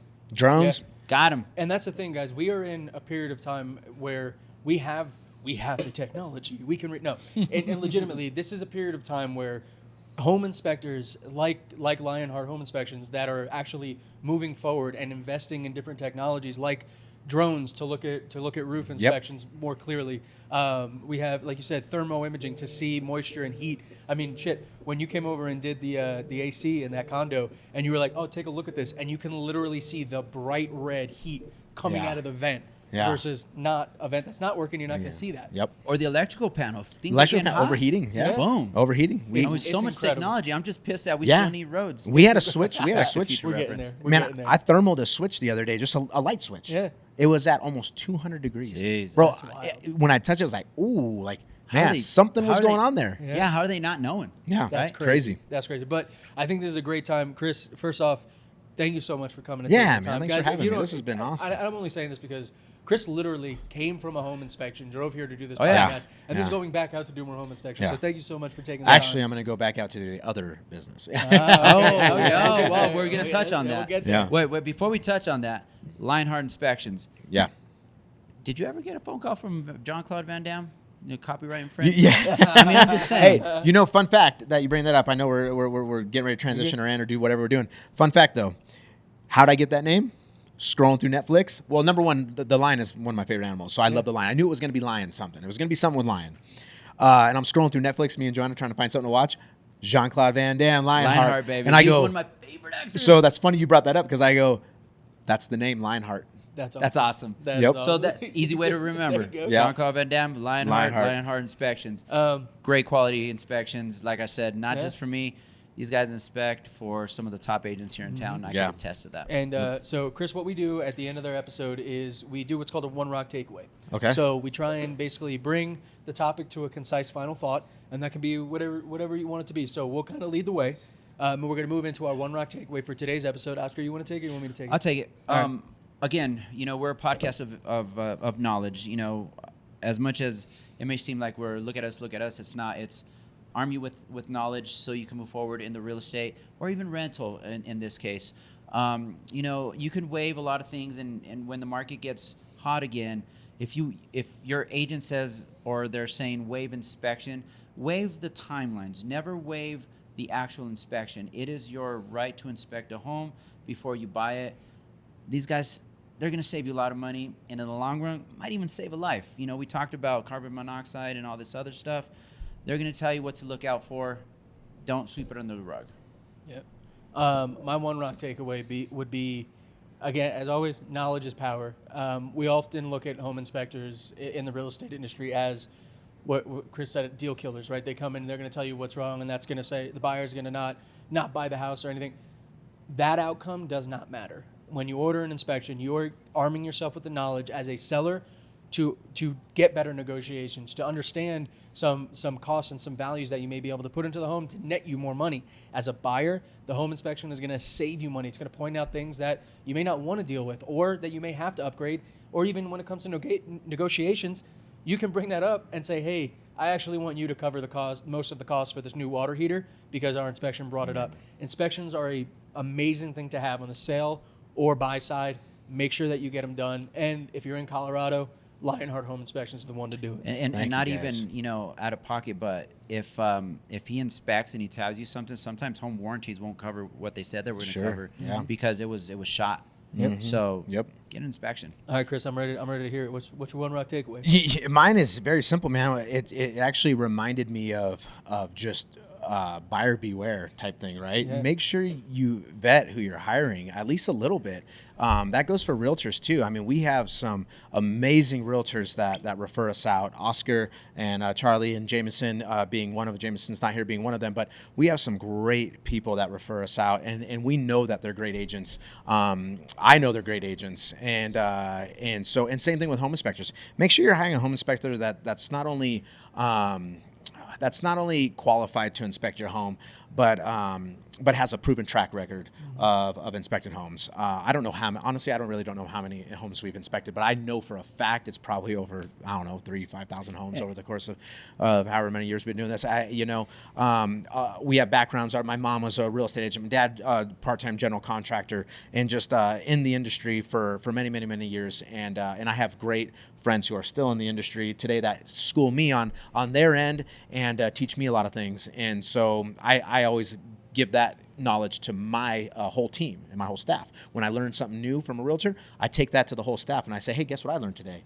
And so we're all on the same page when it comes to home inspections. So yeah, just make sure you're hiring someone that you that you have vetted. It's very important. Beautiful. I'm going to piggyback really quick.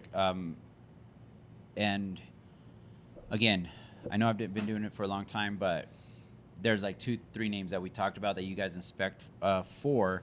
Those agents, along with myself, would not hire someone that is not taking their time and doing their job right, because there's so much liability through the transaction of real estate that we're not willing to go to jail for. Yeah, right. Absolutely. And you know what? Yes. Plug out to Lionheart Inspections, because thank you. They appreciate you guys. They are hired by some of the best realtors in town, not because they do so many inspections, because it's quality. It's quality. I mean, and that's what matters. I'll only say the last name, but Smith wouldn't hire you again if you did crappy inspections. His whole team would not. And again, I don't speak poorly about myself, but Smith has been doing it a lot longer than I have, and he'll probably run circles around me because his knowledge he's a good dude. Yeah. Yep. Very good dude. And on the note, again, it's a phenomenal episode. And guys, I get The last couple episodes we've been going a little long, but again, we do this specifically to bring you knowledge, and I don't care if this podcast takes 2 hours as long as you're getting the information that's going to It's help not about you us. It's about you. in your journey. Like that's 100%. legitimately why we do this. So, on that note, let's go ahead and move into the bourbon review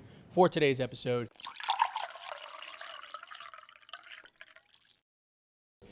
And on today's episode, again, just to recap, we are drinking the WhistlePig Single Barrel. Let me make sure. Yep, Single Barrel Rye. It's aged 10 years, 107 proof, and this is actually the bottle that you can only buy at the Rouge Wine and Bourbon Bistro here in Greenwood Village, and it's called Hogs and Kisses, right? And again, this is the top of the barrel, the actual barrel right here behind me. Chris went out, handpicked it, tasted it. Not this, Chris. Not me. Not this Not Chris. me. Chris. The head chef here. Yep. Do Yep. me a favor. These guys have been awesome to us. Yep. This Oh, this kind of is a beautiful stuff place. is, I first of all, you can't find it but here, No. right? It's a handpicked barrel. This is the only place in the Chris world that you can drink this. Not only is a Is it phenomenal really? chef. Oh, wow. Yeah. This Yep. barrel was picked just for them. I didn't know that. That's it. Yeah. You can't buy this out. Wow. So, I- not only it is a tasted phenomenal of- chef, he's a good chef, but he knows his bourbon. He Yes. showed me his stash. Man. His stash is. Yeah, it's a collection and a half. It's a nice. collection and a half. These guys have been awesome. You It's gotta awesome. come check them out. Come Yeah. check out the Rouge. Oh no, we're coming here. I'll Y- take y- it. yeah, I This is mean, what yeah, I Joanna, mean, give 'em this is some our next love. date. Yep. If you know me, do me a favor, give them some love. They've been awesome Yeah. to me. I know I have a lot of family and friends out there. Along with Lionheart, check out what we're about to promote now. Yeah. So, well, Let's do the get review. Through, let's get through We the got review, so, and then we'll so get stick, it out. stick Yeah. with us because we Yeah. gotta shout out to his other business that's pretty Exactly. freaking cool, and it's Yep. kind of Halloweeny. So Tight, on, yeah. on that note, with this one, guys, I'm going to tell you, like, hands down, this is the best ride that we've had on the show. I'm gonna agree with you. No questions. And about I it. might be biased because I'm kind of blown away for the I've- name. When I saw yeah. the bottle, I was like, "Is that WhistlePig?" And I told you, I was like, Yeah. "Dude, that's WhistlePig." Yeah. You know? And that's like, and for me, I've tried had, and true. I've had WhistlePig before, but it wasn't, I didn't know what it was. I wasn't a bourbon drinker at that point. And now, just, I mean, it's the flavor. And again, you guys make fun of me all the time, but this is open. Still, the nose on it, the spice is still there, but the sweetness opens up, and it's. I can see why this is such a performing and has so many accolades, is because it's sweet, it's a good drinker, it's high proof. Like, this is the definition of a bourbon drinker's rye. Like, So, it's when you talk rye, we always said it's its own category, Yes, right? We absolutely. every rye should have its own category because they're so. It's just a different. but I mean, It's a just from- different organism. I don't know, but when it comes to WhistlePig, it's like, all right, we're getting into the high level stuff. Yeah. You know, and it didn't. I mean, for me, this didn't. Yeah, no, and it didn't disappoint. It right? did disappoint. Yeah, and that's exactly. where for this, as it sat open, I got the spice, I got the sweetness from it, I got the oak, the wood from the wood that it's in. Legitimate evolution of flavor, and you've heard us talk about it before, where a lot of bourbons, like, and again, I'm sorry, I know Queen Beyonce doesn't watch this, but that we tried her Beyonce's bourbon that she came out with, Oh, yeah. and it was flat. Ooh. It's just Ooh. like, it's I mean, one flavor. I wouldn't it's It there. expect came. anything. Well, you know what, Queen Bee, that was him. You know, but sorry. it did hit hard, but then it was done. Yeah, this is legitimately Tried and from- true. From front of the palate to the back of the palate, from the first sip to the last. It's evolving while you're sipping it. It's evolving while it's opening. The flavors, it got sweeter, and you guys know I'm a sweet. And the fact that this is 107 proof, with the flavor that you get out of it, the evolution of everything of it, I'm solid on this. I'm going to sit at a 2.2 on my rating. like So it. Chris, Yeah. when we do our rock rating, we do it on a scale of 1 to 10. 1 being the best, 10 being the worst, because normally Okay. the worse the bourbon, the worse the drink, the more rocks, the more liquid you put in it. I get it. Right? It makes sense to me. Yeah. I think this is the highest rated 2.2? rye that I'm going to do. I'm sitting at a 2.2. This is blowing me away when it comes So, to being a rye. Yeah. Unless you want to go. You go. Take it away. I'm probably gonna be a little wordy, so you probably should go. Okay, yeah, I'll go. It's number one. What sold me just right off the bat is I always like the look of a bottle. Yeah. I don't know why. I just look at it. It just has a great color to it. The bottle shape is really neat, and then ultimately the name, WhistlePig. I mean, come on. Yep. I mean, that's a freaking awesome freaking name, WhistlePig. And then so that I was already sold. I knew this was going to be good right when I saw it, and sure enough, it was. It was delicious. Going back to what you were saying, just the sweetness of it. I love bourbons and just that hit my tongue and hit like hard, but then slowly kind of turn into just a sweet, savory, and that's exactly what this was. And that's exactly what it was. Yeah, and that's exactly what it was. absolutely.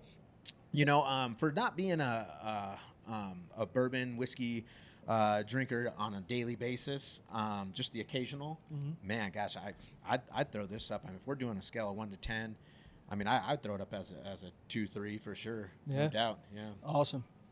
So I can't rate. It's hard for me to rate, right? Because we've always said bourbons and ryes are two different animals. I'm not going to rate this in the category with the bourbons because it's not going to be in there. I'm still looking for that unicorn bourbon to give it a 1 and all this stuff. But as far as the ryes we've tasted, and it might, being WhistlePig might be playing a lot into it. I mean, it's a legacy rye, right? Yep. It's up there. It's known. It's not even like the Jack Daniel's a home, that's what you have at the It's a house. staple. Yeah. It's a staple, right? This is not only known, it's high luxury known, right? The flavor profiles kept on evolving for me. I mean, I went from star anise. I was writing them down because I was like, all right, I'm tasting this. I went from star anise, red hot cinnamon, citrus orange. It was kind of plummy, flowery at times. My weird one, old vintage chest. Yeah. It's like that. It's just leathery. It's just in your Yeah. face. It doesn't go nowhere. It's here. It's gonna be like, hey, your conversation's good, but I'm still here. And it didn't mute. It evolved, but it stayed. It didn't dissipate. You know what you're drinking with this, and because of all that, they know what they're doing. I like that they scaled back and made it. We're true to our foundation. I'm gonna give it a solid 2, man. Yeah. This is a It's damn good incredible. bottle. It is It's delicious. And I don't even phenomenal. care what it costs. It's a damn good bottle. So it's a on that really note, good guys, you've heard Oscar talking about this being a luxury bottle. So on market, depending on the time of the year and stuff like that, this bottle will average anywhere between $150 and $200 a bottle. But again, that's why we really appreciate the Rouge here, because they not only have this bottle for you to drink, but they make it doable. So instead of going out and buying this bottle for $200, $180, $150, whatever it may be, you can come here and get a pour of this for just $31. So you get a 2-ounce pour, double finger, and they will tell you everything about it. They'll tell you what it pairs with the food. They'll tell you a cocktail to make it into. But instead of going out and having to drop it or just taking us for our word on the reviews, you can come to the Rouge. You can sit down and have a pour, enjoy it. And guys, I will tell you again, I don't like ryes because again I'm on the sweeter side, but this blew me away. Any of my descriptions were absolutely. they spicy? Oh, yeah. No. No. It was star anise, red hot, citrus, plummy, flowery. I mean, it's a rye. You do get the spice, but it's a smooth, ever evolving rye. Yes. Yeah. It's good. And on that note, we're talking about ever evolving and smooth. Chris over here not only killed the inspection game and became one of the most sought after home inspectors in the Colorado Front Range, but he took that experience and he actually flipped and started another company. Chris actually owns and runs down in Castle Pines Clue Clock Escape Rooms. And I'll tell you guys, I got the wonderful opportunity to film with Chris and his wife. So fun. It's such an amazing place that they have right now. 4 different rooms. They just added 4 different games, yeah. Four just added a new room, completely new room that's all alien themed, like Yes. face huggers, aliens behind the Jesus. aliens behind the grate. I don't know what a face all hugger that kind is, of but- stuff. The thing that jumps on your face, an alien that like. Face hugger. Yeah. That was like some from a And dating guys, party. so I wanted to take the time to plug it because Thank you, man. Chris, what you've done across the board, just from the inspection business, but also Clue Clock Escape, you're giving families an opportunity to go out and enjoy themselves and engage their brains, and that's the thing that really, for me, you can sit down and play video games, you can play board games, but if you haven't done an escape room, I I've will never tell done you, one. Oh, please, I have never done You one. have to, I'm man. going yeah, to. You and please Emily, go you and- check you guys out have to come out. Clue Yeah, Clock no, my Escape buddy Room. Chris Gonzalez. We're Yep. getting a group Oh, yeah. together. He's already been the Yeah. HVAC guy. Yeah. Yeah. We're getting a group together to hit you up. So he's already done all of our rooms. Yeah. So he's Except getting for us the together. alien one. Well, Yep, and we're on going top down. of that, guys, Chris does offer corporate events, so you can actually Yeah, rent out the yes. escape room. You can bring your team in, and you guys can get team building opportunities where you're literally sitting, solving puzzles together, learning how to communicate Yes, yeah. effectively Oh, absolutely. to get these puzzles done. And guys, there's different levels of the puzzles there as well. You can go in and do easy, or you can go in and go do extremely hard, and they're all themed. He has a Wild West Prohibition saloon theme. Yeah. He has a big heist theme, guys. He built a vault door. Yeah. that's like part of 300 this 300-pound vault door. Dang. Like, it's like you're in a jail. When you shut that door and you go in the rooms, your mentality changes. You literally enter into a different reality. So please, if you live in Denver, the Front Range, anywhere, if you live down in Castle Rock, Colorado Springs, make the journey. It's at Castle Pines. Chris, can you tell them what the address is? Oh gosh, you put me on the spot, man. I did. This is how bad I am. Like, I don't even know where my own No, place it's the Castle Pine exit. I know right there's here. because our office used to be over there. Yeah, so. it's 7437 Village Square Drive. It's, I guess, Unit A115, but you'll see it. We have our whole front painted. Do you have a website? Clue Clock Escape. Yeah, it's going to be clueclock.com. You can do all of your bookings there. Come play some amazing rooms with us. Yeah, Charlie helped us out big time, man. That was fun filming. The that, videos, man. the videos are awesome. Great.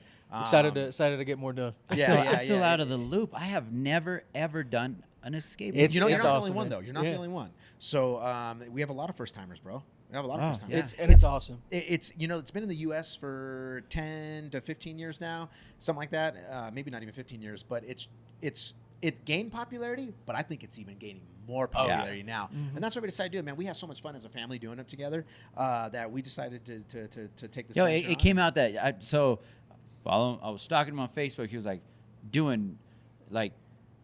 How many did you try before you opened it up? Oh, bro, well now. traveled Did the you do all of country. them? Well, yeah, Like he was doing escape room after escape room after we've escape room. done almost every single one in Colorado to where we have to fly out now to do rooms. Yeah, and he was like, It's "I'm so just gonna cool. open one." It's so cool. Yeah. So on that note, guys, thank you so much for joining us. We got for the bourbon, we got a 2 from Oscar, 2.2 from me. It's a great rye. 2.3 from Chris. Phenomenal. But on that note, Oscar, where can they reach you? Oscar the Real. Hey man, I hurt my back. Right, it's affecting my tongue. OscarTheRealtor.com. Oscar the Realtor CO. Awesome. Love it. Chris, where can they find you for Clue Clock and Lionheart? Yeah, clueclock.com. Clue Clock on all the platforms, Facebook, Instagram. They make some really good social media content, guys. Yeah, we're Check starting them to out. do better. We're starting to do better. We've been busy, but we're gonna get better with your help. Yep. And then Lionheart Home or LionheartInspections.com. Nutsum cow? No, is that how? That's in and we're all. That was Bloodsport. Which one? Nutsum cow. Oh yeah, that's Nutsum Bloodsport. cow. That's Bloodsport. Okay, sorry, wrong. But movie. you guys, And we're but based out of Castle Rock. on that or note, Castle guys, go to Pines. Lionheart Home Inspections. Visit their website. You can schedule, pay everything through their website. So don't makes have it- to be south, right? Nope. You're based out of Castle Rock. We're based out of Castle Rock. You go everywhere. But man, we go. We say an hour's drive in any direction. Okay. So that gets you a lot of places, man. That gets you Yep. way up in Thornton. That gets you Brighton, even. Yep. That gets you all the way down to Colorado Springs. Hugo, Colorado. I'm sorry, they won't go out to you. Yeah.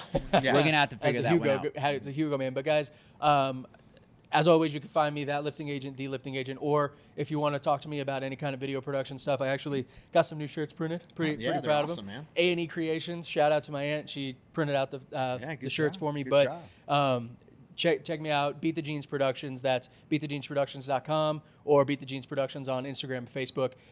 Be more than happy to talk to you about marketing, videos, anything like that. And you can always reach out to us at resotr@themilehighperspective.com. And please be sure to check out the rougewinebar.com. Please. Yeah, check out These their guys have been events. awesome to us. The calendar of events, the specials that they do are all updated on there. You can also find them on Facebook. But on that note, guys, this was a phenomenal podcast. No. I'm going to shout out again to Charlie, to all my realtor friends that are out there Yes. listening to us. 100%. You got to check him out. He's been doing some phenomenal job for me on the listing side. Charlie knows his stuff. Thank you, Charlie. Yeah. Without you, this podcast would not Another exist. shout out too to Charlie, man. I mean, Yeah. just phenomenal guy. Thank Phenomenal you. guy all Thank around. you very much. All around. On that note, guys, thank you so much for joining us on another one. We can't wait to be back with you. Stay tuned. Next week, I'm actually traveling to Scotland, so podcast is just yeah. But we're going to take a break for next week. But when we come back, I might be a stowaway. You gonna wear a kilt, dude? Oh yeah, you know it. Yo, I have one. So I know how to play the bagpipes already too. Are you but I'll tell you serious? that after. Do you own a I'll kilt? tell you that.